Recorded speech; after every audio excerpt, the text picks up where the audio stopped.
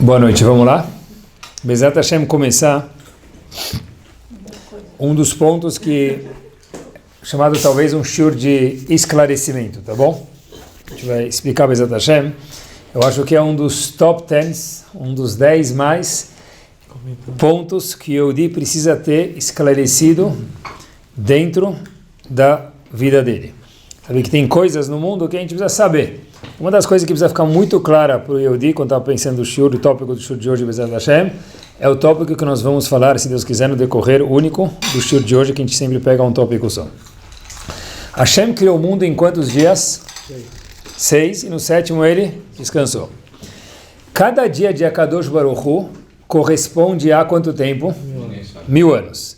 Quer dizer, David HaMelech fala que um dia de Hashem corresponde no nosso calendário, no nosso relógio, a 1000 anos.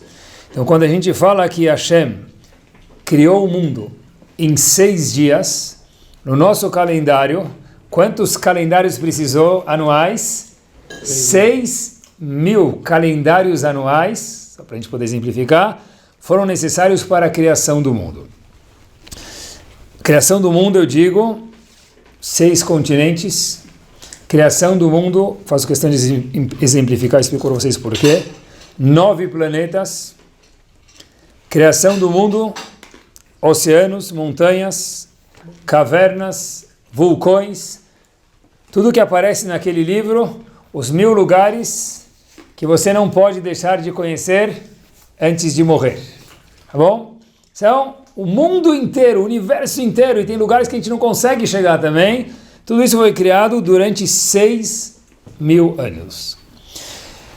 E a pergunta é, qual é o propósito que Akadosh Baruch Hu tinha para tudo isso? Qual é a necessidade de Akadosh Baruch Hu criar? Obviamente que tem que ter algum propósito que Hashem definiu para a gente, porque senão é muito tempo, muito esforço para nada. Então, qual foi o propósito de Akadosh Baruch Hu criar o mundo? Para quê? Qual é o GPS do mundo? Onde Hashem queria chegar com isso? Desde Adam Arishon até hoje, a gente já teve mais de 5.000 anos de história, quase 6.000 anos de história, desde o primeiro homem até hoje no século 21. Então Hashem está falando para a gente ter alguma finalidade. Qual a finalidade que a gente precisa ter, nós como Yehudim, nós como seres humanos? Não sei se já viram, fora algumas fórmulas que Einstein fez, Einstein tem algumas frases espetaculares. As frases de Einstein que são espetaculares, sem desmerecer muitas das outras teorias que ele fez.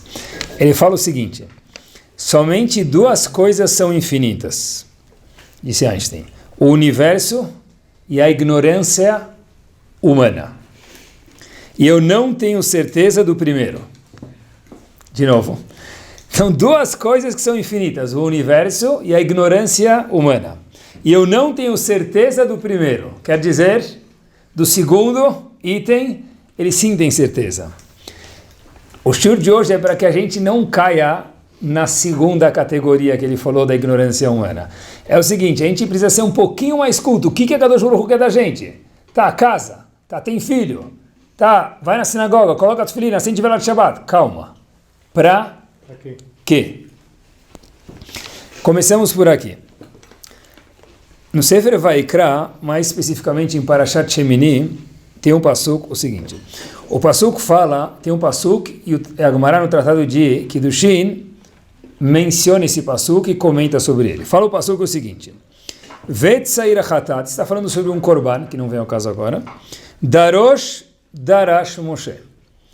Esse korban, esse sacrifício que era levado no altar, no Mizbeach, Moshe Rabbeinu explicou ele. Está escrito a palavra Darosh, Darash, 2 vezes. Como se fosse, explicou. Diz a Gemara no Tratado de Kiddushin, na página 30a, a palavra Darosh, Darash, do Darosh para trás e do segundo Darosh para frente, Darash, é o começo, é a primeira metade do Sefer Torah e a segunda metade do Sefer Torah. Quer dizer o seguinte, se a gente contar o número de palavras, obviamente que está em Sefer Vaikra, que é o terceiro dos livros, né? Faz sentido. Então, quando o pasuk falou o Sair Hatat, que é o nome da oferenda, Darosh, Darash Moshe, Moshe Rabbeinu explicou.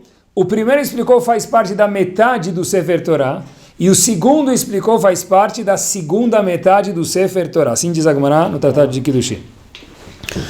Para quê? Para falar para a gente, se você contar o número de palavras até o primeiro Darosh, tem X, que é a primeira metade, e o segundo Darosh vai daí para frente o quê?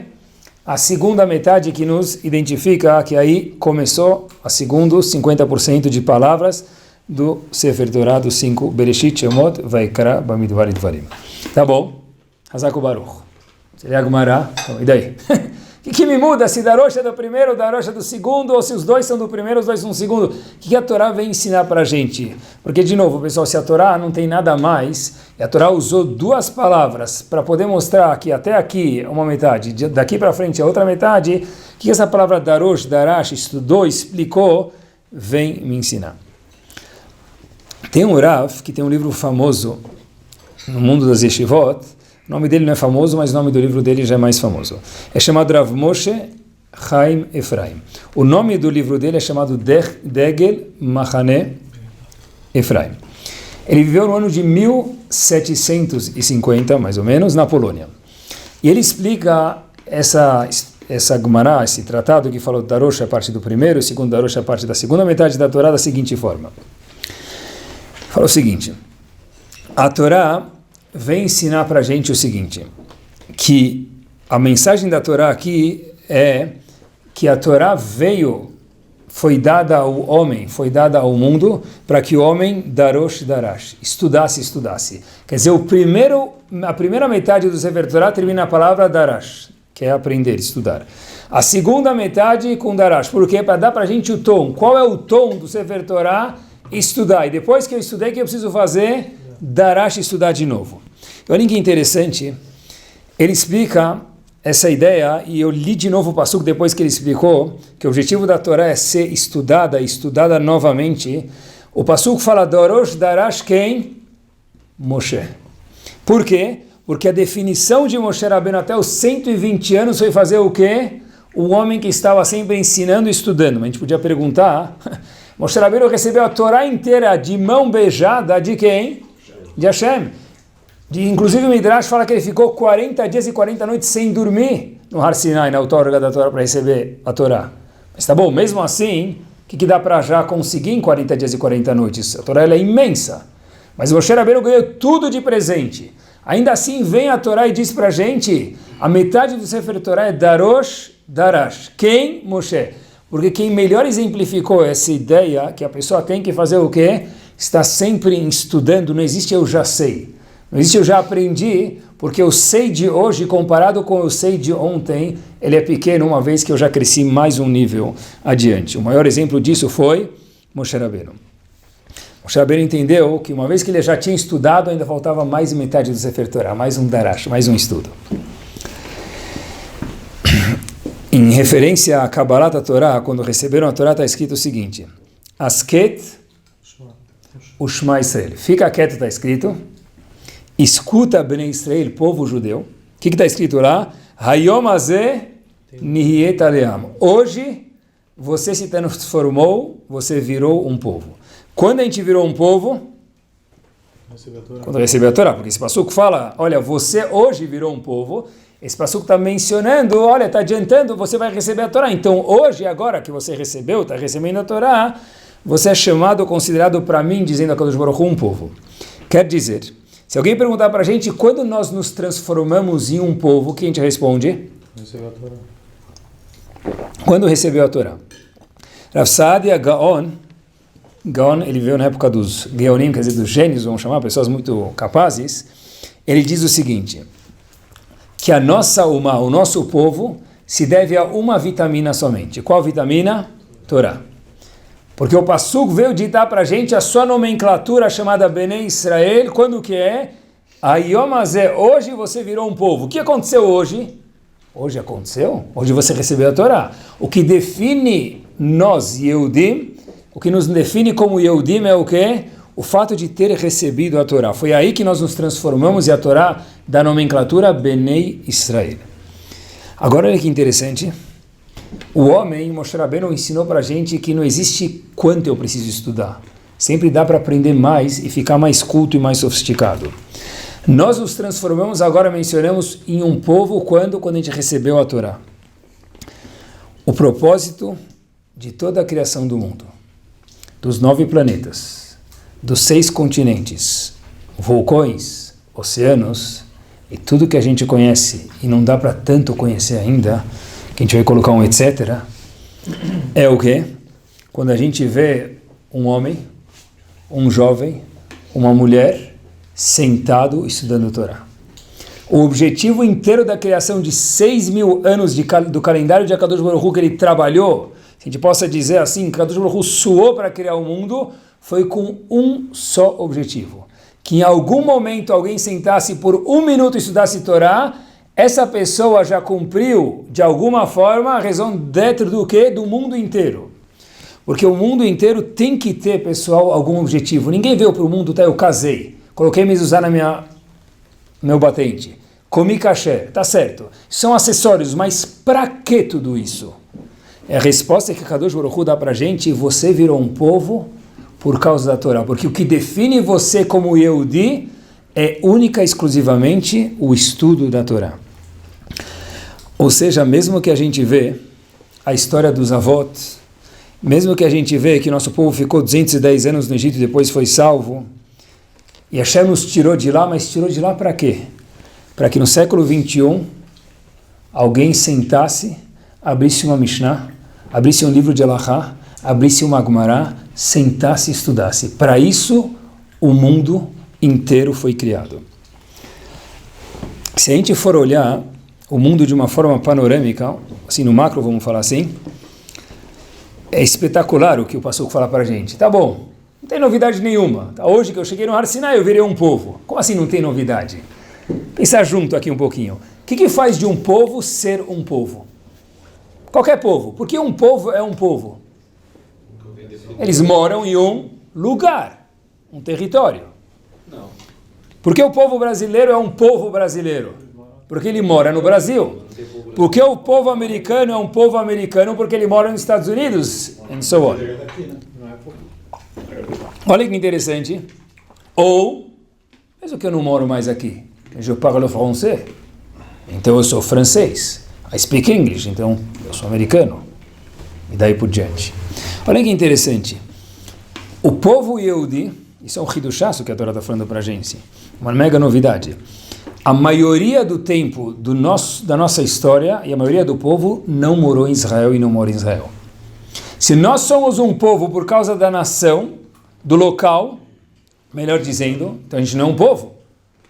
Porque, óbvio que nem vem a questão que Israel é o lugar mais kadosh e santo do mundo, ninguém está falando sobre isso, mas historicamente, de uma forma macro, quem está falando? Que nós, povo judeu, como assim povo judeu? Você não mora na Judeia. Se você fala, se alguém te vê de kippah na rua, fala, doutor, o senhor é judeu? Você fala, sim, shalom, ele vai te falar a primeira coisa. E a segunda fala, o senhor já foi para a Judeia? A coisa fala para ele que não é Judeia, é Israel. Mas você pode até falar para ele, tá bom, não é Judeia, é Israel, mas nunca fui para lá. Sério? Mas mesmo assim o senhor é judeu? Sim, porque a Torá falou, Hayom Niyet Aleam. Hoje que você recebeu a Torá, você virou um povo, mesmo que você nunca foi para a Judeia, possivelmente, ou não mora em Israel. Uma outra coisa que define um povo é o dialeto dele, como a gente mencionou, é o idioma. Só olhem que fantástico, quando eu estava preparando o shiur, me surgiu uma luz. Qual é o dialeto de um Yehudi? Hebraico, não é? Mais ou menos. Qual que é a maior fonte de sabedoria que nós temos? Qual que é? Gemara, não é? O Talmud. Qual é o Talmud mais estudado? Quando se fala de Daf Yomi, por exemplo, quando se fala de Yeshivot, que eles estudam Talmud Bavli. O Talmud foi feito na Babilônia, ou traduzindo os nossos dias, no Iraque. Que idioma ele é escrito? Aramaico, não é nem hebraico. Quer dizer, a maior fonte de sabedoria do mundo do povo judeu, qual que é? É o Talmud Bavli, que não é nem escrito em hebraico. Meus queridos, nós não temos um dialeto específico, então, que nos faz um povo.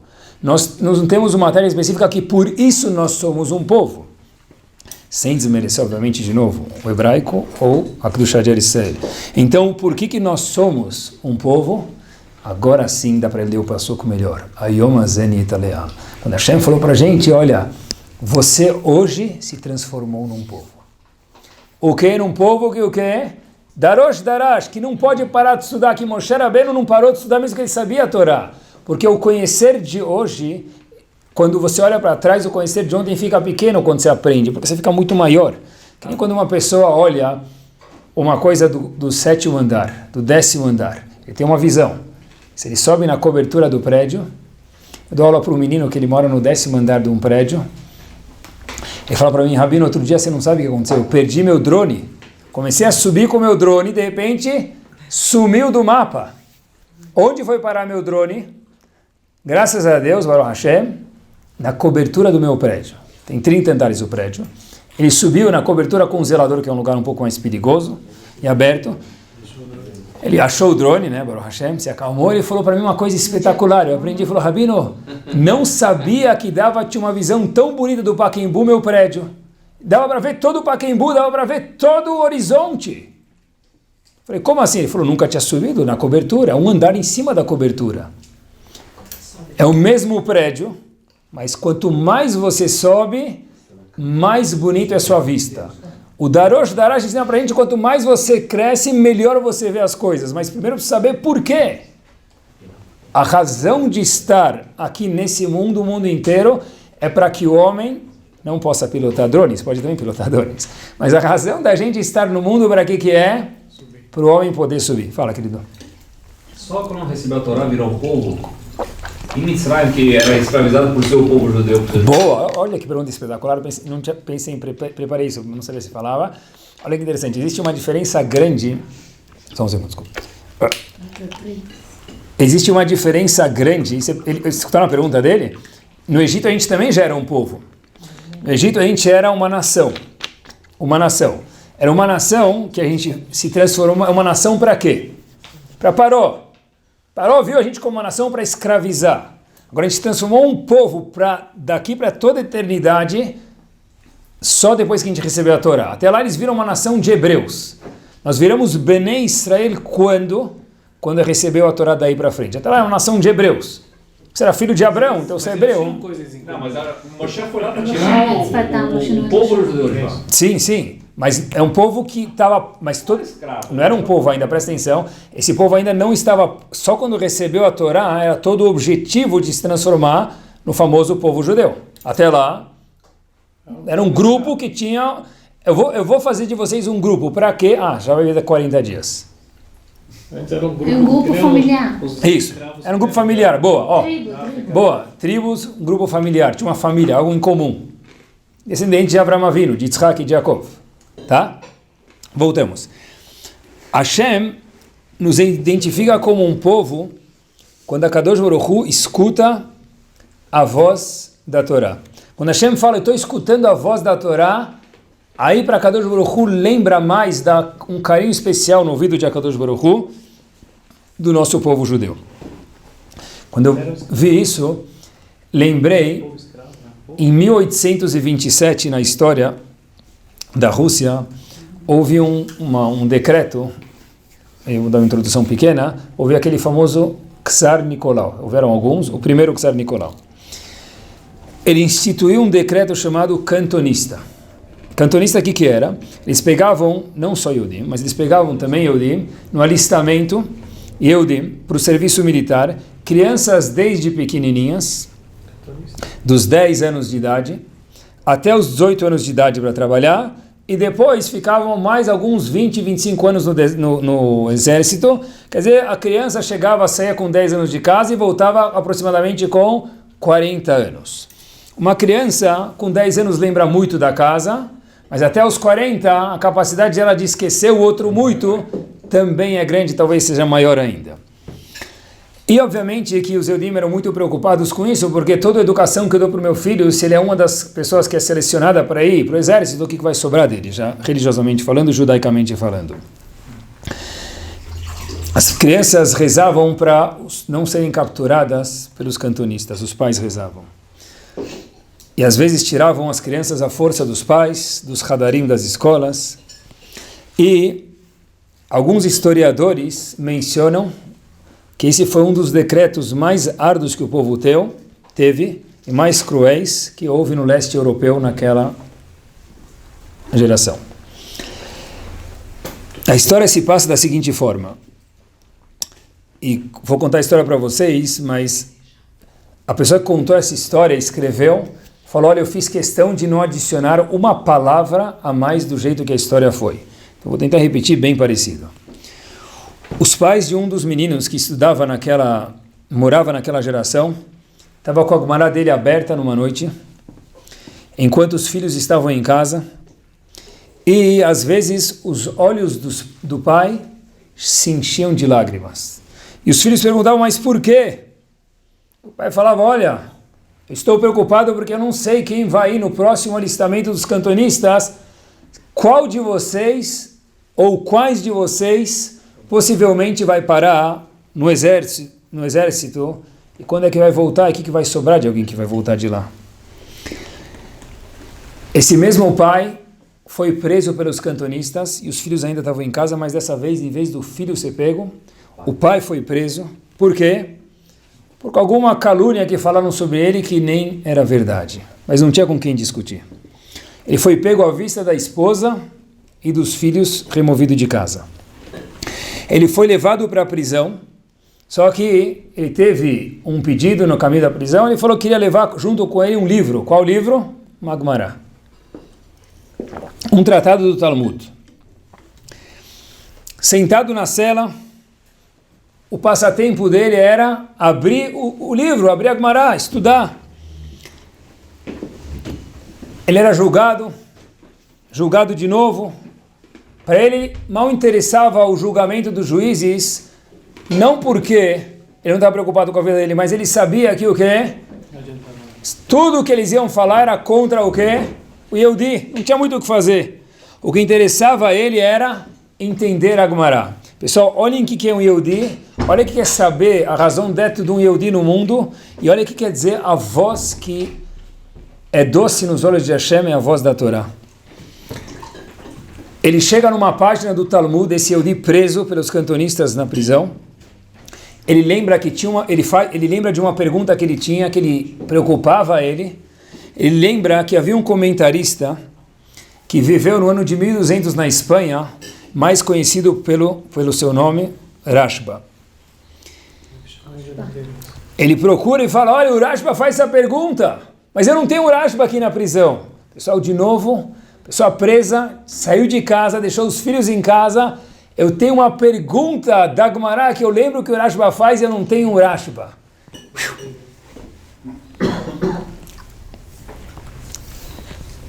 Ele lembra dessa pergunta, lembra do Rashba, mas não lembra da resposta. Ele estava nesse dilema, será que eu vou relembrar a resposta? Ele escuta um batido na porta da cela dele. O guarda abre e fala para ele, olha meu querido, você tem agora, nós com nossa generosidade, a gente sempre avisa os prisioneiros, você tem agora seu tempo para contar suas horas, você tem mais 6 horas de vida. Se passaram muitos anos desde que ele saiu de casa, mas pelo menos ele tinha mais 6 horas de vida. E nós, com a nossa gentileza, que a gente dá tempo para você poder se compenetrar no que fazer nas últimas 6 horas da sua vida, a gente também vai te dar um pedido. Qual é seu pedido final? Meu pedido final é um Rashba, um comentarista sobre o tratado do Talmud que eu estou estudando, que tem a mesma pergunta que eu lembro ter feito faz tempo e não lembro da resposta. Era tudo o que eu queria. Óbvio que os cantonistas tiveram que procurar no Bet HaMidrash um Rashba. Procuraram o Rashba, voltaram, e aquele homem que depois de muitos anos está fora de casa, o que interessava para ele, já que não era mais a família, infelizmente, era o Rashba. Ele pega o Rashba, recebe o Rashba na mão, procura na folha, ele olha o Rashba e fala, era essa a pergunta e é essa a resposta que eu estava procurando, agora eu lembrei a resposta que eu estudei faz anos quando criança. E ele começa a cantar, Asher Bacharbanu Mikol Amim, que Hashem nos escolheu de todos os povos. Pega o Rashba, beija na cela e começa a dançar ele, o Rashba, e se eu puder me aventurar, eu diria junto com a Kadosh Baruch Hu.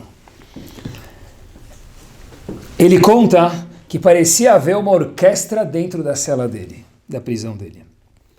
Parecia que as árvores em volta da cela estavam dançando. O vento que pairava nas árvores faziam dançar pela alegria dele ter visto Rashba.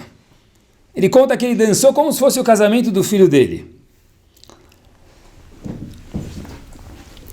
A dança parou, porque o guarda falou, meu querido, o tempo terminou, e agora a alegria dura pouco, a alegria dura muito, mas terminou. E quando ele estava indo para o pátio para ser executado, ele começou a se questionar aonde estava o filho dele, Mordecai. O filho dele, Mordecai, ele lembra o filho dele de olhos azuis, de cabelo loiro. Falou, puxa vida, faz tanto tempo que eu não vejo mais meu filho. Será que ele está em casa? Será que ele foi parar nos cantonistas? Que música que ele já está cantando e já está dançando hoje? Os guardas apontam a arma para atirar nesse pai. Ele falou, olha, já que eu não tenho o que fazer pelos meus filhos, o que fazer pela minha família, pelo menos eu vou fazer o que eu sempre soube fazer. Ele começou, sem a Gemara, cantar o Nigun, a música que ele sempre estudava a Gemara. Amarabaye, Amarava, Tashma. Ele começou a falar aquelas palavras que os cantonistas estavam acostumados a escutar, mas não sabiam o que queria dizer. Ele estava virado de costas, virado de frente para a parede, de costas para os guardas, cantando a música que ele chamava, ele sabia. Amarabaye, Amarava, Tashma, palavras da Gemara. E de repente, ele está esperando levar o tiro nas costas e o tiro não aparece. Ele começou a repetir mais uma vez a Gemara com a melodia que ele conhecia. Até que de repente, ele escuta uma voz. Ele escuta as seguintes palavras. Lá de trás dos rifles. Amarava, Amarabaye. Ele não sabia se podia olhar ou não. Será que é um truque? Será que é uma salvação de Akadosh Baruch Hu? Ele escuta de novo Amaraba, Amarabaye, palavras da Gemara. Só que dessa vez ele escuta uma palavra a mais. Abba, é você? Foram aquelas palavras de Torá, Amarabaye, amarava com a melodia que a criança conhecia até os 10 anos de idade, reuniu um pai e um filho. É essa melodia que a Kadosh Baruch Hu fala. Essa é a sinfonia que para mim é a coisa mais agradável de ouvir no mundo. Essa é a sinfonia para a qual eu, Akadosh Baruch Hu, dizendo, criei o mundo. O Midrash Nehá fala para a gente o seguinte: Viter Akadosh Baruch Hu alavon avodazara. Akadosh Baruch Hu fala, tudo bem, eu abri mão sobre o pecado de idolatria. Gilui Arayot, relações sexuais proibidas. Shfichut damim, uma pessoa matar a outra. Não que Hashem ficou feliz com isso, mas Hashem falou, de alguma forma ou outra eu posso abrir mão até disso. Velo viter al bitur Torah. Uma coisa que Hashem não abriu mão na história do nosso povo é o quê? Bitur Torah. Como assim? Eu sempre soube que essas 3 averós são as 3 mais graves, são pecados capitais. E se Hashem abriu mão delas de alguma forma ou outra, fez algum tipo de liquidação, por que ele não abriu mão do Bitur Torah, da falta de estudar a Torá? Porque não tinha anistia para Bitur Torah também. Boa. Rav Yochanan Wasserman, que foi aluno mor do Havetz Chaim, explica essa Gemara de uma forma espetacular. Ele fala o seguinte: quando tem uma batalha entre 2 países, tem uma guerra entre 2 cidades, 2 países, uma guerra bélica. Um país hoje pode estar melhor do que o outro, está conquistou um território, outro país volta, e a guerra vira de um lado e vira do outro. Quando que eu sei que a guerra terminou?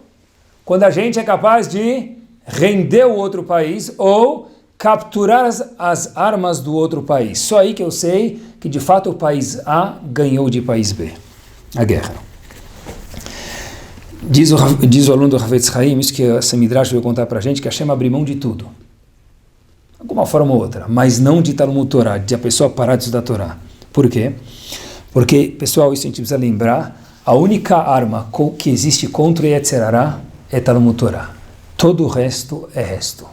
Comida kasher, Hamod, gefilte fish, varenikis, chunt, mershi, judeu de barriga, não durou e nós vemos que não dura.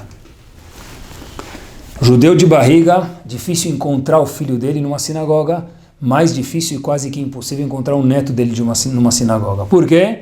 Porque na verdade eu canto música judaica, eu sei dançar Havanagila, Hazako Baruch, Kolakavot, que você saiba ligar aos outros. Mas isso não mantém você como um povo. A única coisa que nos mantém é a razão pela qual nós fomos criados.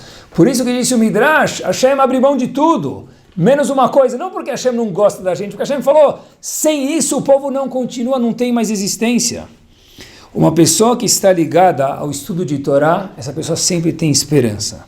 Uma pessoa que se desliga, até que ele se ligue de volta, e todo Yodi pode sempre se ligar de volta, mas no momento a chama dele está muito fraca.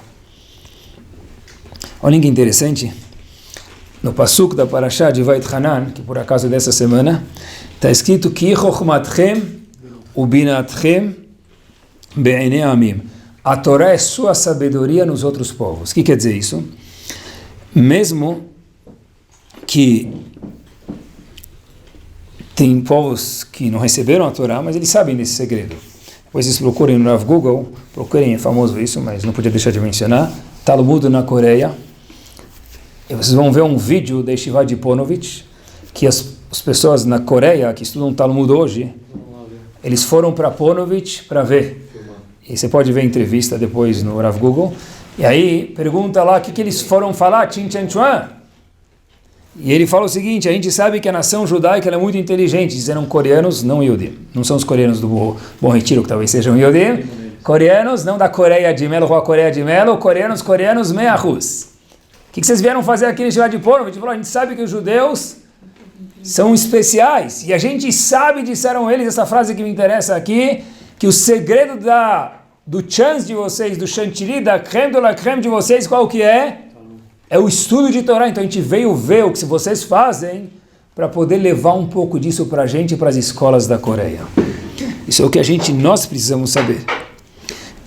Já que a Torá é nossa sabedoria, eles até contam, olha como ele é especial, inteligente, que havia um tal de Reuven, ele estava no trem, viajando de uma cidade para outra, estava carregando um herring no jornal, embrulhado no jornal um herring, aquele peixe em herring no jornal. E aí começou a demorar a viagem, demorou a viagem, começou a demorar demais e o pessoal ficou meio bored. Quando demora a viagem, o que faz? Come amendoim, vai, hoje em dia, né, vai no avião, levanta, vai para o banheiro, volta, né, vai passear um pouco. Lá no trem, não tinha o que fazer, ele pegou, começou a cortar o herring no meio do trem. Óbvio, saiu o cheiro. Sushi, boa. Aí de repente, ele estava durante a viagem, chega um cara do lado e fala, o que você está fazendo? Então um cheiro forte, aí vê o vizinho do lado, fala, o que você está fazendo aí? Né? Não tirou o sapato, não tirou nada, de onde vem esse cheiro forte? Aí ele falou, olha, eu estou cortando aqui o herring, né? Ele falou, mas está muito forte. Ele falou, agora eu estou cortando o rabo de Reuven, o dono do Yehudi, dono do herring, cortando o rabo. E aí o Yehudi aproveitou para falar, olha, a parte mais importante do peixe que traz sabedoria é o rabo do herring. Aí aquele vizinho que estava do lado falou, então, já que a gente está aqui não dá nada para fazer, aproveitar pelo menos para ficar sábio, me dá 2 rabos, corta 2 herrings que eu tenho embrulhado no jornal, eu quero 2 rabos. Falou, deixa, quanto custa? Ele falou, 4 rubels, porque é a parte mais importante, 2 rubels cada um, 4 rubels.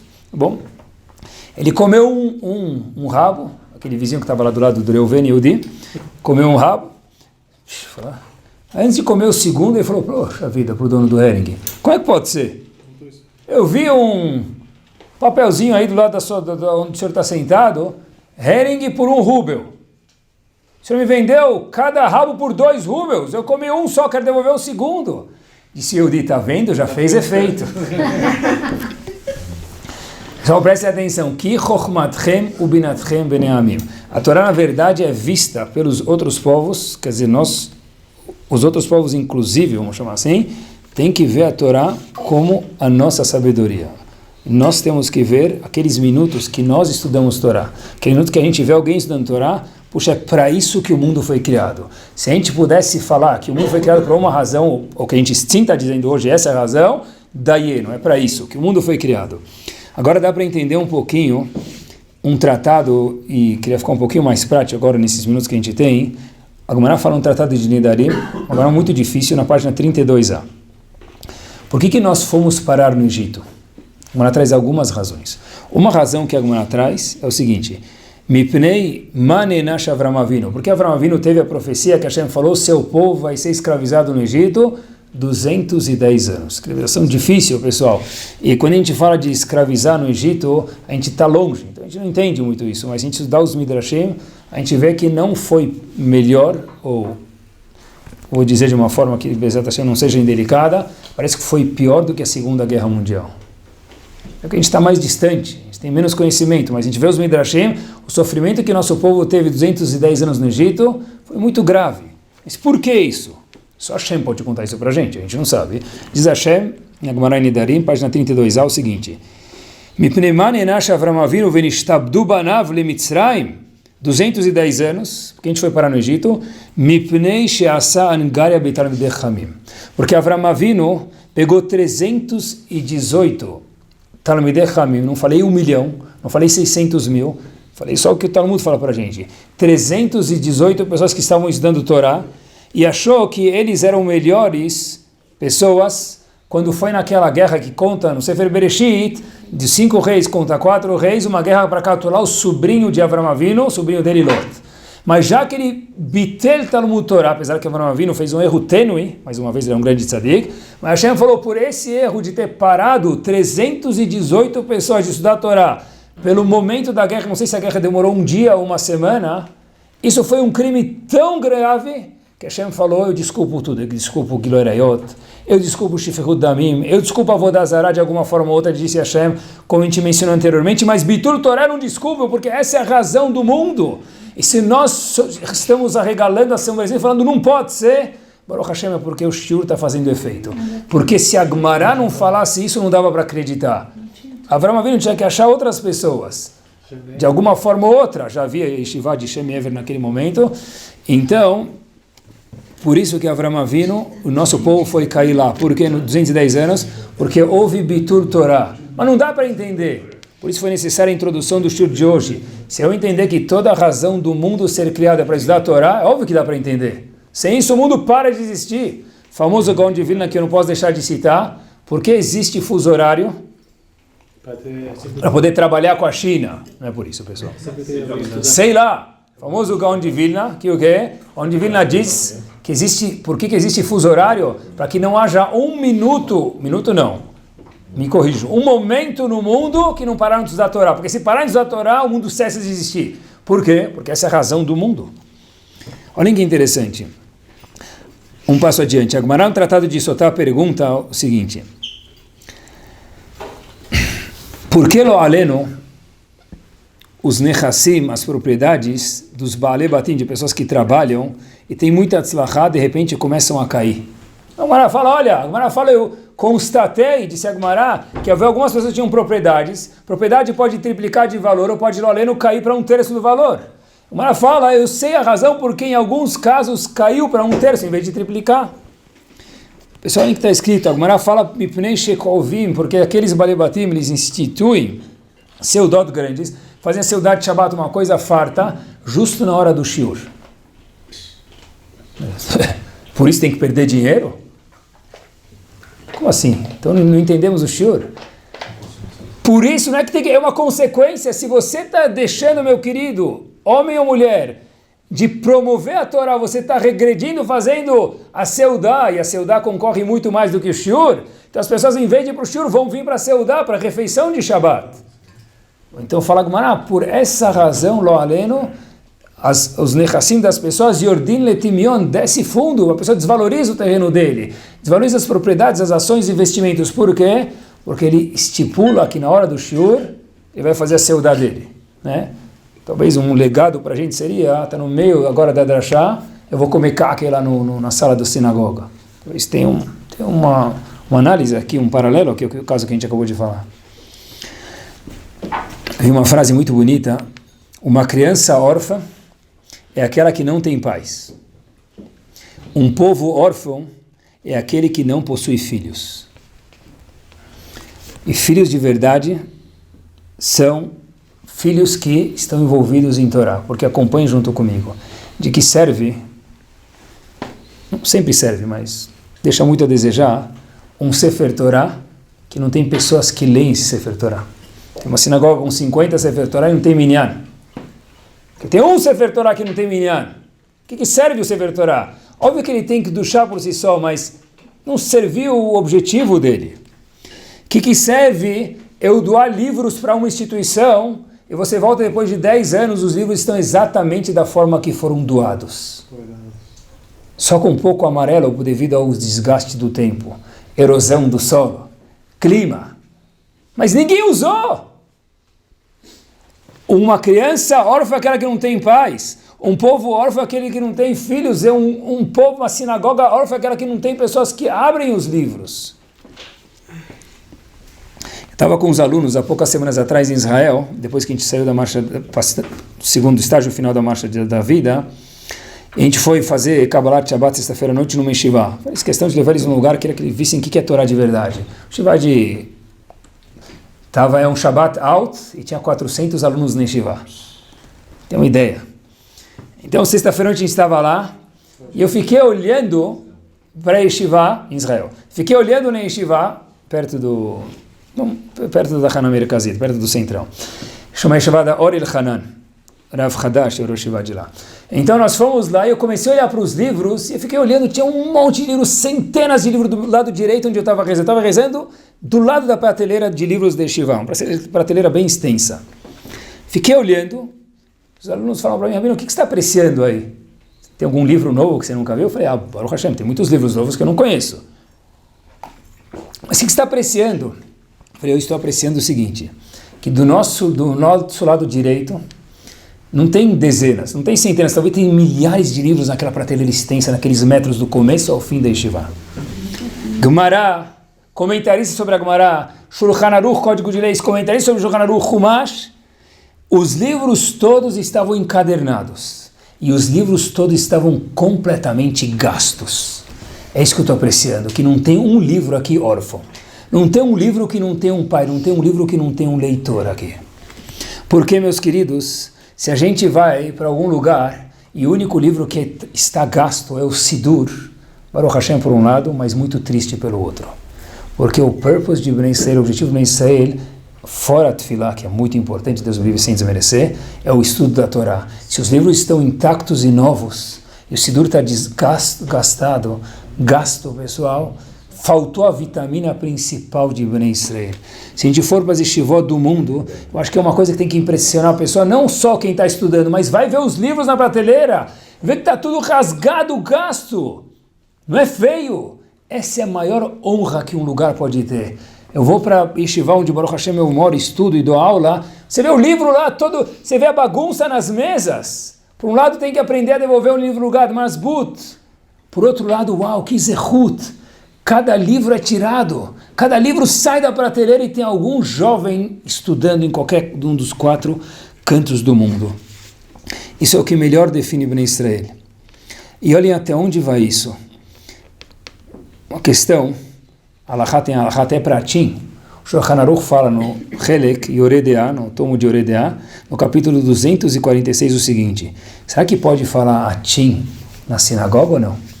Um dia ele foi lá e fez tchim, espirrou. Ele pode fazer tchim, espirrar. Mas será que eu posso falar para ele, Taish, saúde? O Taz, que é um dos comentaristas, traz 2 opiniões. Por um lado, tá bom, pode. Por outro lado, peraí. Se a gente parar para falar tchim para ele na sinagoga, na casa de estudos, melhor dizendo, o que vai acontecer? Vai causar o quê? Bitur Torá. Vai parar de usar Torá. Mas para com isso, vai, meu. Quanto tempo demora? 1, 2 e já. Tchim, saúde. 3 segundos? Aí disse o Taz, 3 segundos? Sabe o que é 3 segundos de Bitul Torá? É 3 segundos que o mundo perdeu a vitamina onde podia ter feito de parar de existir. Alachá, pode ou não pode? Traz 2 opiniões. No mesmo Simá no Shulchan Aruch, o Shulchan Aruch pergunta o que tem mais santidade, uma sinagoga ou um Bet HaMidrash? O Shulchan Aruch não tem discussão, o Bet HaMidrash, uma casa de estudo, tem mais kedushá, mais santidade que uma sinagoga. Por quê? É o shur de hoje, porque a razão do mundo é Torá. Por isso que um Beit HaMidrash tem mais santidade que uma sinagoga. Óbvio que a sinagoga também tem muita santidade. Inclusive, olhem quanto vale, pessoal. Tem gente que estuda aqui, graças a Deus, e fala, olha, eu estou estudando, eu fiz Sium. Vai Sium, Hazak Baruch, traz 2 caques aí, Kadish e Hazak Baruch. Tem um comentarista no Shulchan Aruch chamado Pitrei Teshuvah, eu anotei isso faz uns 3 anos quando estava estudando, e guardei para alguma ocasião, no caso hoje. Ele fala o seguinte, quando a pessoa faz um Sium, ele cogita que a pessoa tem que fazer mais 2 dias de festa. Eu terminei uma Masechet. Você terminou uma Masechet. Eu ganhei $100.000. Ele não fala assim. Opa! É nóis! Como assim?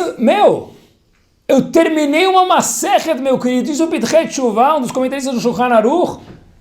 Talvez tenha que fazer 2 dias de festa. Sério? Sim, sério. Mas só terminei uma Masechet. Meu amigo, você não entendeu. Terminar uma Masechet que tem 100 páginas, 50 páginas, o número de páginas, cada página contém linhas, cada linha contém palavras. Cada palavra deu razão para o mundo existir. Para isso que Hashem criou o mundo. By the way, um dos nomes do anjo desagradável, não se fala, mas eu vou falar a propósito de estudo, é o anjo do Samech Mem. A gente fala Semael. Não costuma falar, mas só para ensinar vocês.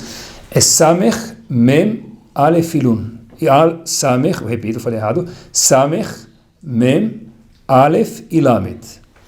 Diz o Ben Ishai, tem outros livros que também escrevem isso.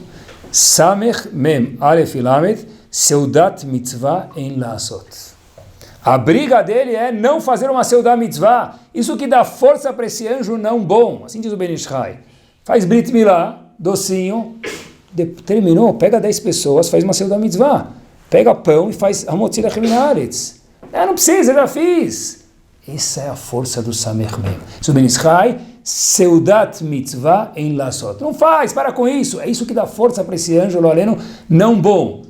Aproveita, você fez. Fiz um Sium. Traz uns bezer aí, resolve aí. R$10 a gente resolve. Meu amigo, convida quem você quiser. É sua festa hoje. Essa é a festa. É muito mais do que um aniversário isso aqui. Você cumpriu a razão de vida do mundo. Sim. Você falar que não vai parar para fazer saúde para o cara que fez a TIM e agora fazer 2 dias de festa? Boa pergunta. Eu não posso parar o Beit HaMidrash, você perguntou, para fazer a TIM. Tem 2 opiniões, mas uma das opiniões é que não pode mesmo. Mas agora que você fez um grande accomplishment, o que você fez? Terminou uma Masechet inteira, vai comemorar. Não na hora do estudo. Vai à noite. Pula o seriado 3, capítulo 43 do filme. Vai comemorar. É para isso que você foi criado. Você está dando vida ao mundo inteiro. E na prática, nos últimos minutos do shiur, acompanhem comigo. Esse shiur tem como finalidade, fora deixar a gente um pouco mais alerta e mais conhecedor, óbvio, mas fiquei pensando na prática, aquelas alachot que nós aprendemos aqui agora, do Atim, do Sium, é pensar de uma forma, eu queria atenção, um pouco mais sofisticada de pessoas que estudam Torá. Porque a ignorância dizer que aqueles que estudam Torá não estão fazendo nada. Quando uma pessoa inteligente como nós aqui, ouvintes, fala uma coisa dessa, só mostra que ele abriu a porta para a ignorância. Se o mundo foi criado para isso, como é que eu posso dizer que uma pessoa que estuda Torá não está fazendo nada? Talvez pode ser que tenha uma pessoa, eu concordo com você, mas o conceito de estudar Torá, como todo mundo tem uma pessoa, o conceito de estudar Torá tem que ser a coisa mais louvável do mundo, tem que olhar isso como babador. A maior contribuição para Bnei Israel, para o nosso povo, e porque é isso que fez o nosso povo, é uma pessoa que estuda Torá.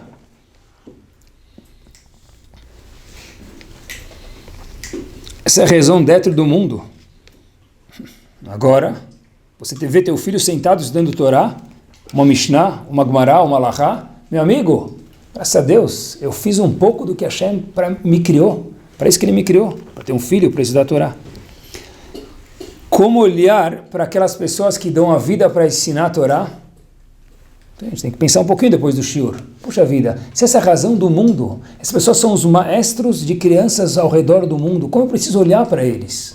De uma forma um pouco mais distinguida, um pouco mais sofisticada, um pouco mais sorridente. Isso merece uma atenção mais assim, cautelosa, mais carinhosa na nossa geração. Por quê? Porque a Gemara é nada mais, nada menos do que um mergulho no cérebro de Akadosh Baruch Hu.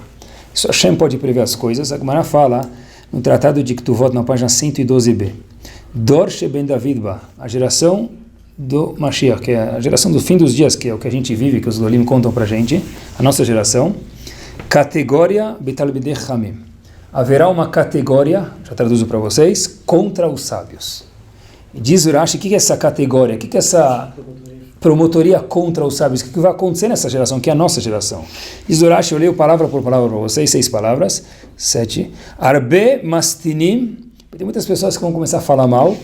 Umlamdim chová yamdu alehem. Ouvem pessoas falar mal dos sábios. É bobo, está estudando, que perda de tempo, que ignorante. Deve ter tentado de tudo, não conseguiu nada. Mas sentou e estudou, coitado. Tem todas as profissões, nenhuma deu certo, ele foi estudar. Diz a Gemara, muito bom. O cérebro de Akadosh Baruch Hu mergulhou no século 21 e falou para a gente isso mesmo. Quando, na geração de Mashiach, o que vai acontecer? Vai acontecer o quê? Que as pessoas vão começar a falar mal dos sábios. Se isso está acontecendo, por um lado é bom, quer dizer que a gente está na geração certa. Por outro lado, nós, ouvintes, agora precisamos ser pessoas mais sofisticadas e começar a redefinir como a gente olha para pessoas assim. Rav Gedalia Shor viveu em 1900. Só para a gente ter uma ideia de quem foi essa pessoa, quero trazer um comentário dele. Rav Meir Shapira, o autor do Daf Yomi, da ideia do Daf Yomi, que viveu em Lublin, ele veio para os Estados Unidos. Quando ele viu esse homem, que foi arquivado em um lugar chamado Bet Midrash Elion, em Nova York, ele viu o Rav Gedalia Shor e falou, ele conheceu muita gente nos Estados Unidos, a gente vai entender agora o louvor. Esse é o homem mais brilhante que eu já vi nos Estados Unidos. Disse Rav Meir Shapira sobre Rav Gedalia Shor. Ele fala o seguinte: uma pessoa que fica sem estudar está em perigo. Porque já que a Torá é nossa vitamina, uma pessoa que fica sem estudar está em perigo. O que quer dizer isso? Ele fala, eu me explico. Na Europa, viveu ele uma parte da sua vida na Europa, no Iluminismo, o começo do Iluminismo foi, vamos enfraquecer o estudo de Torá. É o único pedido que os iluministas tinham. Ascalá, o Iluminismo falou, a gente só quer diminuir um pouco o valor do estudo da Torá. Vai colocar tefilim de Rashi, Rabenotam, vai andar de tefilim o dia inteiro, vai continuar com mezuzá, vai usar 14 tzitziot, não um par de tzitziot, 14. Só uma coisa, estuda menos Torá. Olha como eles eram especiais, inteligentes. Mas, infelizmente, não foram muito felizes. O segundo passo da Ascalá, do Iluminismo, foi, a gente quer escolher algumas mitzvot mais necessárias e outras que sejam, talvez, mais dispensáveis. Só para algumas pessoas, não todo mundo. Logo depois, o que aconteceu? O terceiro step da Ascalá foi olhar de uma forma incômoda para aquelas pessoas que estudavam Torá. E o quarto passo da Ascalá do Iluminismo foi que eles não conseguiam mais enxergar um Talmid Chacham na frente deles. O que diz Rav Gedalia Shor foi um processo rápido demais. Como tudo começou?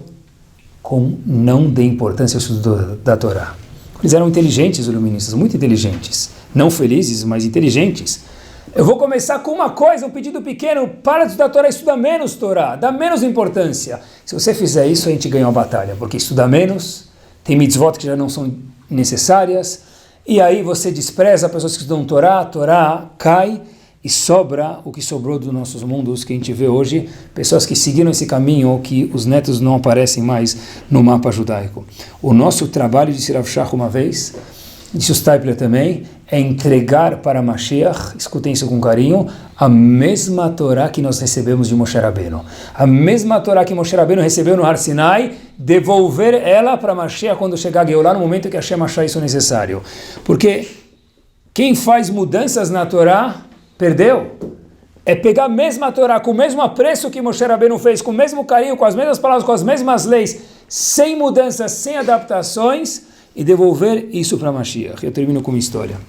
A história se passa em Israel, numa escola, para a gente ver o que quer dizer o estudo da Torá. E um menino, escutei isso no shiur de Chinuch, de educação, que foi feito em Israel. O menino, ele passou dos limites, foi muito mal educado, com quem não podia ser, professor e diretor. A escola entendeu que o correto seria o menino pensar sobre as atitudes dele e ficar 3 dias em casa. O menino foi suspenso, vamos dizer, segunda-feira à tarde, volta só no fim da semana, fica terça, quarta e quinta em casa, você vem só na sexta. Na verdade, sexta não tem aula, então semana que vem. A mãe liga para a escola um dia depois, terça-feira à noite. Terça-feira no fim do dia liga para o diretor, para a escola.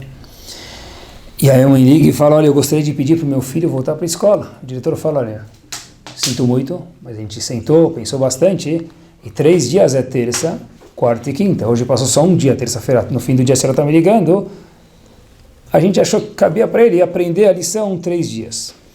A mãe dele falou, mas eu queria pedir muito. Ele falou, desculpa, a gente decidiu. A mãe dele falou, mas que mais? O que a senhora quer pedir? Falou, eu estou jejuando desde ontem, o horário que o meu filho chegou em casa, até hoje. O rabino perguntou, mas por quê?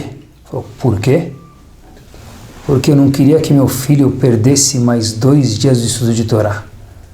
E talvez o fato que ele me viu jejuando já serviu de lição para ele aprender que a conduta dele não foi correta na escola. O diretor de tiro e queda falou, uau, por favor, amanhã de manhã, a senhora me deu uma lição, o filho da senhora não precisa esperar até quinta-feira para voltar para a escola, quarta de manhã o filho da senhora está aqui. Pessoal, quando uma criança vai para a escola, quando uma criança vai para um shiur, louvar ele, elogiar ele, porque o nosso objetivo no mundo é educar nossos filhos para o estudo de Torá. Quando uma criança não vai para o shiur, tem que doer. Uma mãe que ficou, falou, estou jejuando faz 24 horas, 25 horas, é um Yom Kippur para mim. Mas por quê? Porque eu não queria que meu filho perdesse mais 2 dias do estudo de Torá. Que Bezat Hashem, a gente possa apreciar o estudo da Torá, a gente possa apreciar aqueles que estudam Torá, não fazer parte taxativa daqueles que a Gemara fala que são pessoas que falam mal, são pejorativas sobre pessoas que estudam Torá. Bezat Hashem, a Kadosh Baruch Hu fala, olha, já que vocês sabem o objetivo e por que estão fazendo isso no mundo, que Bezat Hashem possa ver com bons olhos isso, a música de Torá da nossa casa, dos nossos filhos, das nossas escolas, e traga Bezat Hashem a Geulah b'mehera b'yameinu. Amém.